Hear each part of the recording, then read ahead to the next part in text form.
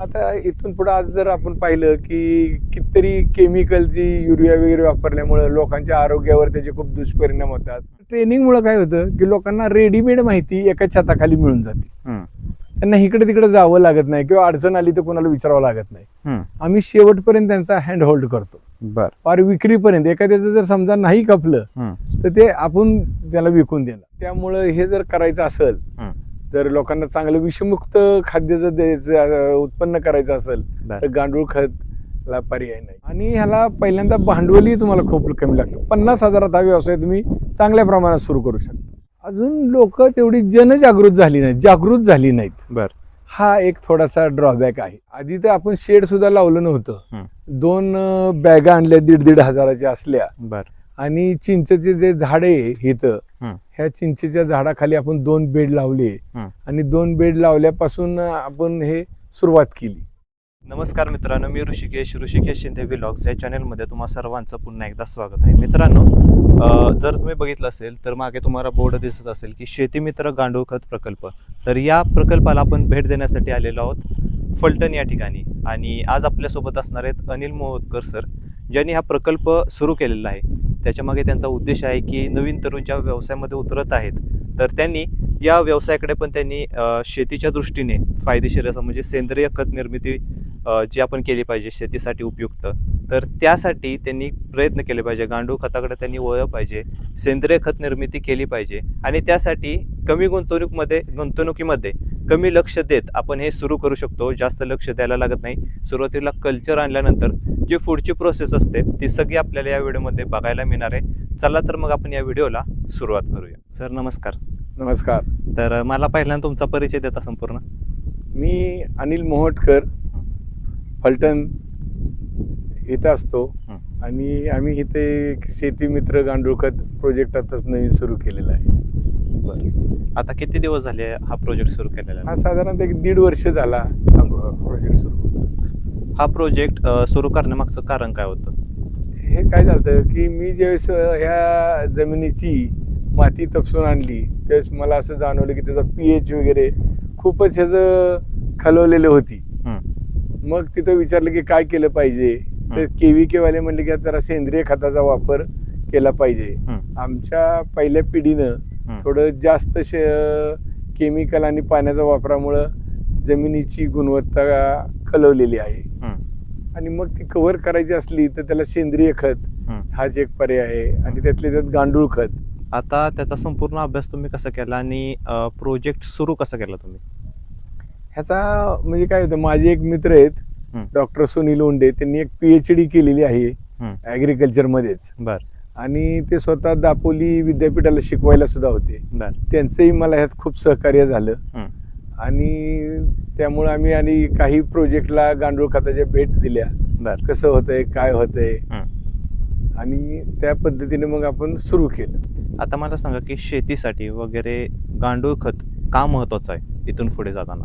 आता इथून पुढे आज जर आपण पाहिलं की कितीतरी केमिकलची युरिया वगैरे वापरल्यामुळे लोकांच्या आरोग्यावर त्याचे खूप दुष्परिणाम होतात.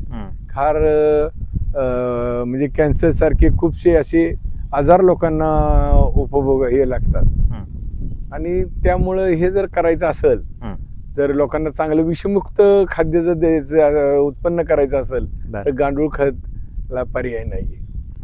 आता तुम्ही हा प्रोजेक्ट सुरू केला, मला सांगा की सुरुवातीचं जे कल्चर असतं ते तुम्ही कुठून आणलं आणि कोणत्या प्रकारचं कल्चर आणलं? हे साधारणतः आम्ही जे आणलं कल्चर ते जे दुसरे गांडूळ खत तयार करत होते त्यांच्याकडून आणलं. इसेनिया फेटाडिया म्हणून एक जात आहे की ज्याचं उत्पन्न फास्ट चालतं, ते आपण कल्चर आणलं. मग कल्चर आणल्यानंतर कशी सुरुवात केली आणि सुरुवातीचा तुमचा प्रोजेक्ट तुम्ही कसा उभारला? म्हणजे शेड असेल किंवा बाकीच्या गोष्टी असतील तर त्याचं नियोजन कसं केलं? नाही, आधी तर आपण शेड सुद्धा लावलं नव्हतं. 2 बॅगा आणल्या 1,500 हजाराच्या असल्या. आणि चिंचेचे जे झाडे इथं ह्या चिंचेच्या झाडाखाली आपण 2 बेड लावले आणि 2 बेड लावल्यापासून आपण हे सुरुवात केली. बर. आता साईडच्या बॅगा आणल्या, त्या बॅगा कुठून आणल्या? किती खर्च झाला बॅगाला? एका बॅग 1,500ला बसती. बर. त्या कुठून मिळतात? त्या कोल्हापूरवरून आणल्या. बर. आणि त्या 2 बॅगेत आपलं जे स्वतःच जे शेणखत ते त्यात टाकून त्याच्यापासून हे सुरुवात केली. एका बॅगेत कल्चर किती लागतं साधारण? एका बॅगेला साधारणतः नाही म्हणलं तरी एक 4 किलो कल्चर टाकलं पाहिजे. बर, 4 किलोपासून कशा प्रकारे त्याची पूर्ण प्रोसेस असते आणि कशी सायकल असते पूर्ण? आता काय होतं, आलेला शेण पहिल्यांदा वाळवावं लागतं. जे थोडं वाळलं त्यातून मिथेन सारखा वायू उडून जातो आणि मग ते काय आणलेलं शेणखत आधी थोडासा आपण खाली पाला किंवा हे असं टाकतो. म्हणजे आपल्याकडे जे नारळाची आपण बुकटी करतो, नारळ इथं भरपूर असल्यामुळं त्यांच्या झावळ्यांची ती खाली टाकून ते थोडी भिजवून त्यावर शेण टाकतो आणि शेण टाकून ते जरा भिजवून घेतो आणि भिजवून झालं की त्यावर थोडा डिकम्पोजर वगैरे मारून 8 दिवसांनी त्यावर गांडूळ सोडले जातात. आता यामध्ये दररोजचं पाणी कसं, त्या पाण्याचं व्यवस्थापन कसं असतं त्यासाठी? या प्रत्येक बेडला रोज पाणी मारावं लागतं. साधारणतः एक 10 मिनिटं तरी शॉवरनी पाणी मारलं. जास्तही पाणी होऊन चालत नाही, थोडस ओलसरपणा पाहिजे. आणि ओलसरपणा असला तरच गांडूळ जिवंत राहतात. आता पूर्ण तुम्ही हा प्रोजेक्ट उभारला, सुरुवातीचा खर्च किती झाला तुम्हाला आणि त्याचं नियोजन कसं केलेलं? शेड वगैरे असेल, बाकीचं संपूर्ण नियोजन असेल त्याचं? हे साधारणतः शेड जर असं उभा करायला लागलं तर साधारणतः 80 रुपये स्क्वेअर फूट खर्च येतो. हा साधारणतः आपण 80 बाय 40 हे शेड उभारलेले, म्हणजे 3200 स्क्वेअर फूट असं. म्हणजे साधारणतः 2.5-3 लाख रुपये शेडला खर्च येतो. बरं, मग सुरुवातीला जर एखाद्याला असा प्रोजेक्ट सुरू करायचा असेल तर त्यांनी कसं केला पाहिजे? त्यांनी पहिल्यांदा एवढा खर्च करायचाच नाही. बरं, त्यांनी आपल्या साध्या एखाद्या झाडाखाली किंवा एखादं शेड त्यांच्या इथं असलं 2 बेड लावून त्यांनी आधी सुरू करायचं. बरं, मग तिथून पुढे जायचं, अनुभवातून पुढे जायचं. आणि अनुभवातून मग थोडंसं जरा त्यातनं हे करून पुढे जायचं. ज्यावेळेस तुम्ही म्हटलं की झाडाखाली तुम्ही सुरुवात केली, तर तिथे तुम्हाला कोणते कोणते अनुभव आले?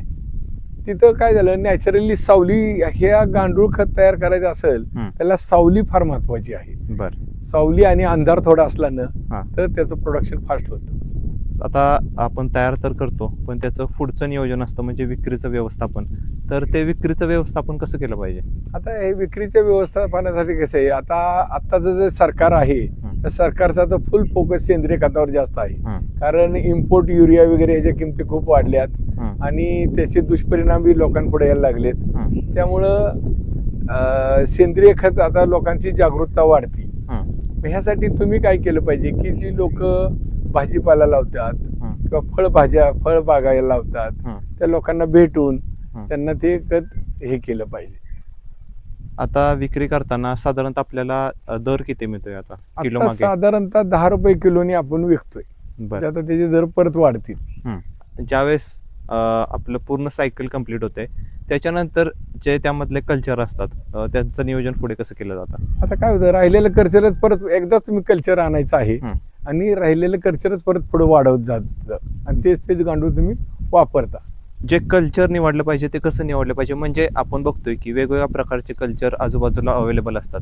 योग्य कल्चर कोणतं असं तुम्हाला वाटतंय? जे आता आपण जात सांगितली त्या जातीचं आपण कल्चर वापरलं पाहिजे.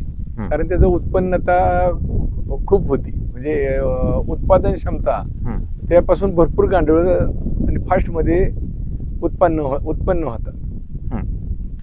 ज्यावेळेस शेतकरी असतील ते गांडूळ खत नेण्यासाठी येतात, तर गांडूळ खताकडे बघितल्यानंतर त्यांची पहिली प्रतिक्रिया काय असते? म्हणजे कशा प्रकारे संपूर्ण नियोजन असतं ते पहिल्यांदा हातात गांडूळ खत घेऊन बघतात. बरं, आणि त्यांना ते शेतकरी असल्यामुळे त्यांना त्याचा स्मेल वगैरे ते बघितलं की त्यांना ते लगेच कळतं. सेंद्रिय खत आता भरपूर जण याकडे बघायला लागलेत शेतीच्या दृष्टीने, उत्पन्न वाढीच्या दृष्टीने.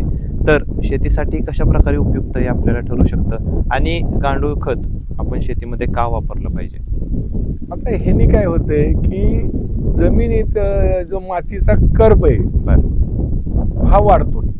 हा काय लगेच वाढणार नाही, ह्याला थोडा वेळ लागणार आहे. म्हणजे पहिल्यांदा नुसत्या सेंद्रिय खतावर कुणीही फायद्यात येणार नाही. त्यासाठी निम्म सेंद्रिय खत निम्म रासायनिक खत असं करून वापरलं पाहिजे. आणि मग हळूहळू टप्प्याटप्प्याने रासायनिक खताचा वापर कमी करत 3-1 वर्षात सेंद्रिय खतावर येतील. आता आपले टोटल बेड किती आहेत एकूण मिळून? आता टोटल बेड हे असे आपण 60 टन ॲट अ टाइम हे करतो, लावतो. बरं, आणि त्यातून आपल्याला उत्पन्न कसं मिळतं, कशा प्रकारे असतं? साधारणतः ह्यात तुम्ही घेतलेल्या शेणापेक्षा 60% 60% गांडूळ खत तयार होतं. बर. मग त्यातून आपल्याला उत्पन्न किती मिळतं आणि खर्च काय काय असतो आपला? आता ह्याला एकदा खर्च आहे की एकदा गांडूळ सोडली तुम्ही बर. आणि थोडं त्याला सारखं काळजी घेतली, त्याला काही सारखं नाही, गांडूळच तुमचं काम, तुम्हाला काहीच करावं लागत नाही दिवसभर किंवा रात्रभर. हम्म. ते गांडूळच त्यांचं काम करत असेल. हा. तुम्हाला फक्त थोडंसं पाणी मारणे, त्याला काय सारखं मध्ये आधी बघणे, मुंग्या झाल्यात का, काय झाले का, काय होतंय का, हे असं बघणं, थोडंसं लक्ष ठेवावं लागतं. आता म्हणजे या आता या पूर्ण बेड मधून आपल्याला साधारणतः उत्पादन किती मिळतं?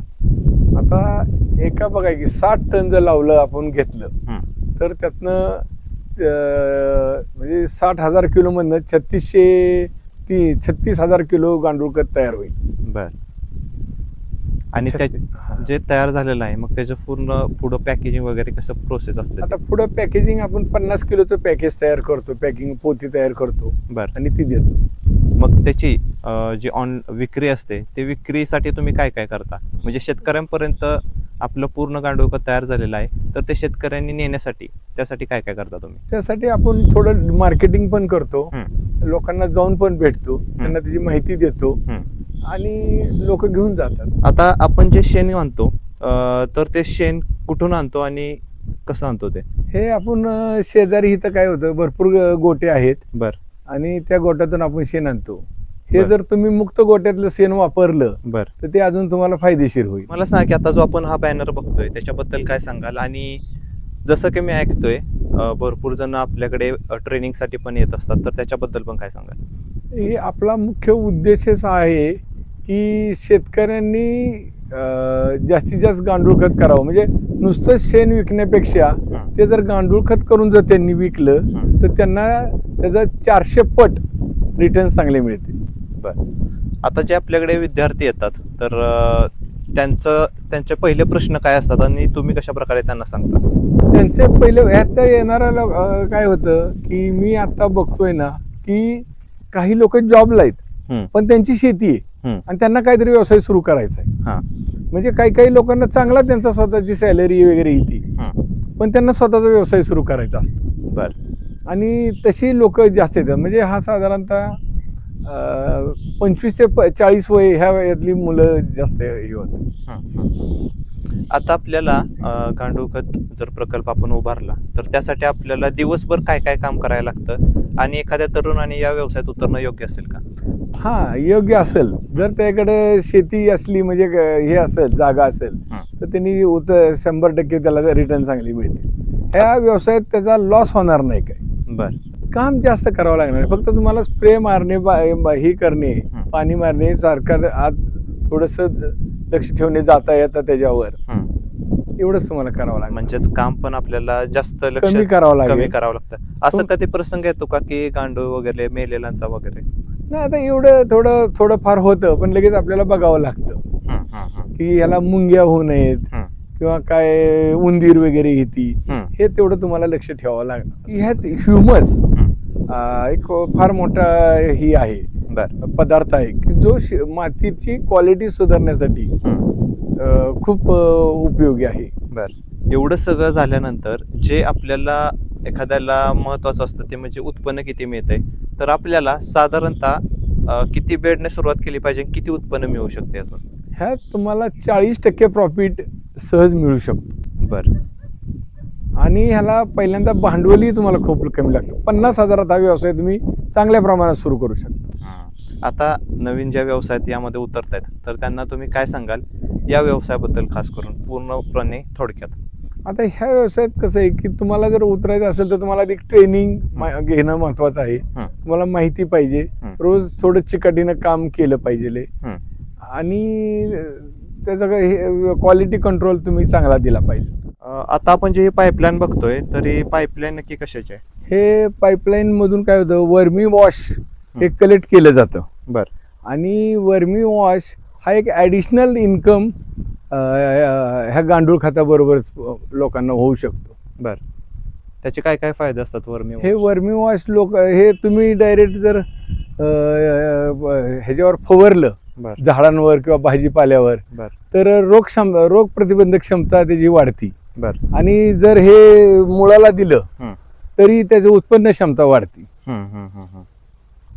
आता या पूर्ण गांडूळ खताच्या प्रकल्प तुम्ही चालवताय, मला सांगा की लोकांचा कोणता चुकीचा दृष्टिकोन आहे याच्याकडे बघण्याचा आहे?